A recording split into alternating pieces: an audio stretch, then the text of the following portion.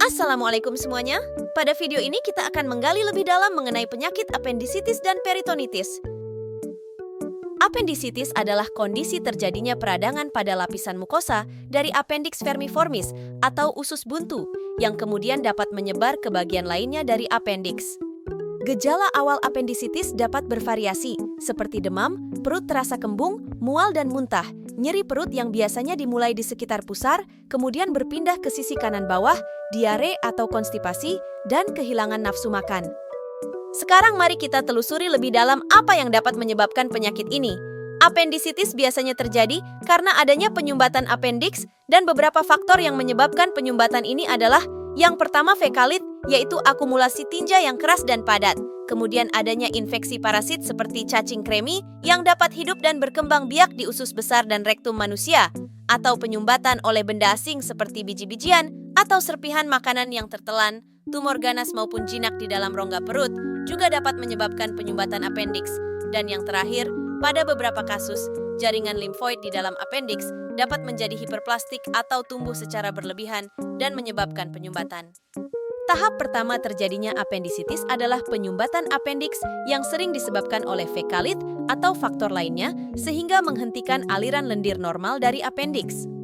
Tekanan di dalam appendix yang meningkat mengakibatkan pembengkakan dan menyebabkan gangguan aliran darah ke appendix. Karena kurangnya aliran darah dan mengalami nekrosis, dinding appendix mengalami peradangan dan bakteri yang berkembang biak di dalam appendix yang tersumbat ini dapat menyebabkan infeksi. Jika terus berlanjut, appendix dapat pecah dan konten appendix yang terinfeksi dapat tumpah ke dalam rongga perut dan memanifestasi terjadinya penyakit lain, yaitu peritonitis. Sekarang kita beranjak ke peritonitis. Peritonitis adalah kondisi terjadinya peradangan pada lapisan peritoneum, yaitu membran tipis yang melapisi dinding dalam rongga perut dan organ di dalamnya, yang biasanya disebabkan oleh infeksi bakteri, perforasi organ dalam rongga perut, atau penyakit lain yang menyebabkan peradangan. Peritonitis terbagi menjadi 3, yaitu peritonitis primer, sekunder, dan tersier.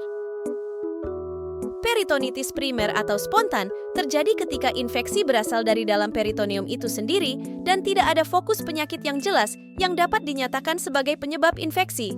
Seringkali terjadi pada pasien yang sudah memiliki kondisi medis atau penyakit yang membuat lebih rentan terhadap infeksi peritoneum, seperti sirosis dengan asites, sindrom nefrotik, atau pasien yang menjalani dialisis peritoneum. Peritonitis primer biasanya disebabkan oleh satu jenis bakteri atau mikroorganisme. Di sisi lain, pada peritonitis sekunder terdapat fokus penyakit yang dapat ditemukan dalam rongga perut sebagai penyebab peritonitis, seperti diverkulitis, apendisitis, peradangan usus, cedera atau trauma abdomen, dan kondisi medis lainnya. Infeksi sekunder ini seringkali bersifat polimikroba, yaitu melibatkan banyak jenis mikroorganisme, baik aerob maupun anaerob. Peritonitis tersier merupakan kondisi serius di mana infeksi masih bertahan atau kambuh setidaknya 48 jam setelah pasien menjalani terapi untuk peritonitis primer atau sekunder, yang mengindikasikan bahwa mikroorganisme penyebab infeksi mungkin tidak terbunuh sepenuhnya oleh pengobatan. Terjadi pada pasien kritis dengan sistem imun yang melemah atau pengobatan antibiotik yang tidak efektif, sehingga lebih sulit diatasi dan berisiko tinggi. Gejala pada peritonitis umumnya dapat berupa demam, mual dan muntah, nyeri perut yang sifatnya konstan, tajam, dan menusuk, perut terasa kaku atau tegang dan kembung, penurunan tekanan darah, dan peningkatan denyut nadi yang merupakan tanda-tanda syok. Untuk penjelasan lebih lengkap terkait perbedaan gejala pada peritonitis primer dan sekunder, dapat dilihat pada tabel ini. Pada peritonitis primer, bakteri dapat masuk ke peritoneum melalui aliran darah sistem limfatik, transmigrasi melalui dinding usus, melalui kateter dialisis peritoneal, atau melalui tuba falopi pada pasien wanita. Sedangkan pada peritonitis sekunder, bakteri paling sering masuk ke peritoneum atau retroperitoneum akibat terganggunya integritas atau kerusakan pada saluran pencernaan atau gastrointestinal yang disebabkan oleh penyakit atau cedera traumatis dan menyebabkan bakteri keluar dari gastrointestinal dan masuk ke peritoneum. Ketika bakteri menyebar ke seluruh peritoneum, sel-sel pertahanan tubuh berjuang melawan invasi bakteri sehingga menyebabkan peradangan dan terjadinya third spacing, di mana cairan dan protein bocor ke dalam rongga perut, mengganggu keseimbangan dan mengurangi volume darah yang beredar. Terjadinya perubahan dalam distribusi cairan tubuh pelepasan sitokin dan racun dari mikroorganisme dapat menghasilkan 3 masalah utama berupa hipovolemia, yaitu kurangnya volume darah, hipoperfusi, yaitu kurangnya aliran darah ke organ-organ vital, dan shock, yaitu penurunan drastis aliran darah yang dapat mengakibatkan kegagalan organ dan komplikasi serius. Selain itu, abses atau kantong nanah dapat terbentuk dalam lingkungan rendah oksigen, sehingga ideal bagi bakteri anaerob yang hidup tanpa oksigen untuk berkembang biak. Selanjutnya, mari kita bahas lebih dalam mengenai terapi farmakologi yang dapat diberikan. Tujuan utama pengobatan pada infeksi intraabdominal adalah mengatasi penyakit atau cedera di dalam perut yang menyebabkan infeksi serta menghilangkan cairan purulen, seperti abses. Tujuan sekundernya adalah mengatasi infeksi tanpa menyebabkan komplikasi serius pada organ-organ tubuh atau efek samping yang merugikan akibat pengobatan.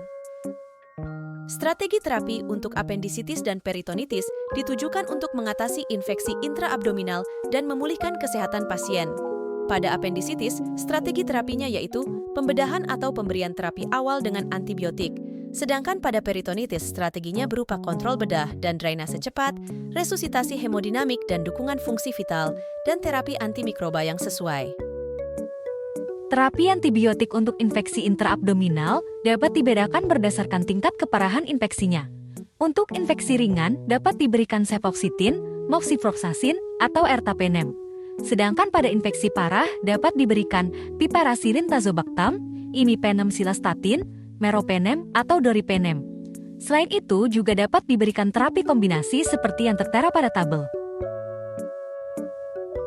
Pada pasien dengan sirosis hati yang mengalami infeksi intraabdominal, dapat diberikan ceftriaxone, cefotaxime, atau terapi alternatifnya.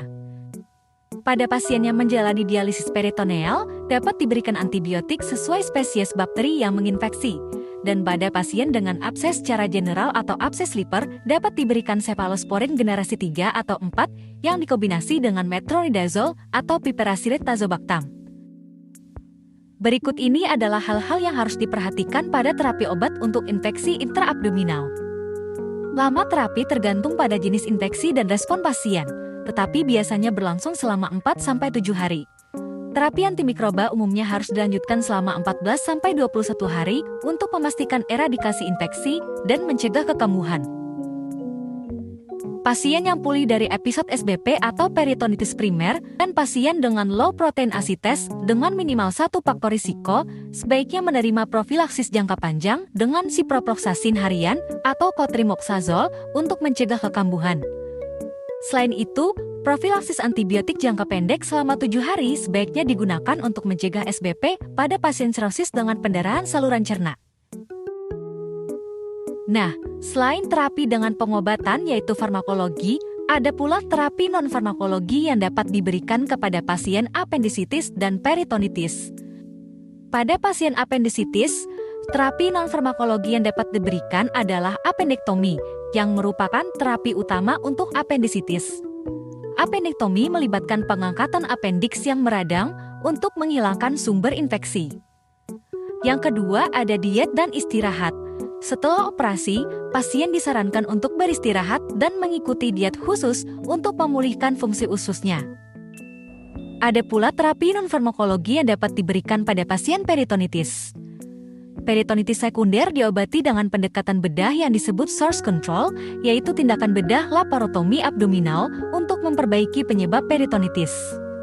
Selain itu, pemberian nutrisi entral atau parenteral juga penting untuk memfasilitasi fungsi kekebalan tubuh yang lebih baik dan penyembuhan luka pasca operasi untuk pemulihan yang optimal. Jadi kesimpulannya, walaupun peritonitis dan apendisitis merupakan dua kondisi medis yang mempengaruhi rongga perut, namun ada perbedaan yang mendasar di antara keduanya. Apendisitis merupakan peradangan pada apendiks karena adanya penyumbatan yang dapat mengarah pada infeksi bakteri dan jika tidak ditangani dengan segera dapat menyebabkan peritonitis. Peritonitis sendiri merupakan peradangan pada peritoneum yang disebabkan oleh infeksi bakteri yang menyebar di seluruh rongga perut. Terima kasih banyak telah menyaksikan video ini. Semoga kita semua telah mendapatkan pemahaman yang lebih baik mengenai penyakit apendisitis dan peritonitis.